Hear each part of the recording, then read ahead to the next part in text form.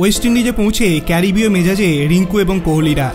টি-20 বিশ্বকাপে সুপার 8 পর্ব খেলতে ওয়েস্ট ইন্ডিজ পৌঁছে গিয়েছে ভারতীয় দল। রোহিত শর্মাদের প্রথম ম্যাচ 20 জুন আফগানিস্তানের বিরুদ্ধে। রশিদ খানের দলকে সমীহ করলেও আত্মবিশ্বাসী ভারতীয় দল।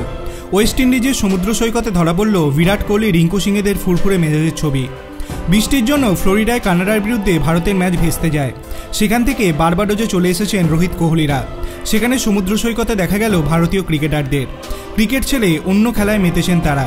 সৈকতের রূপালী বাড়ি মেখে চলল খেলা। সমুদ্রের ধারেই ভারতীয় দলের হোটেল, তার সামনেই রয়েছে সুন্দর সৈকত।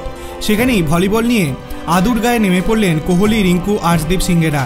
ভারতীয় ক্রিকেটারদের বিচ ভলিবল খেলার ভিডিও সমাজ মাধ্যমে ক্রিকেট প্রেমীদের সঙ্গে ভাগ করে নিয়েছে ভারতীয় ক্রিকেট বোর্ড বিসিসিআই। টি-20 বিশ্বকাপে এখনও পর্যন্ত অপরাজিত ভারত, জয় এসেছে পাকিস্তানের বিরুদ্ধেও। স্বভাবতই হালকা মেজাজে বিশ্বকাপ উপভোগ করছেন ভারতীয় ক্রিকেটাররা।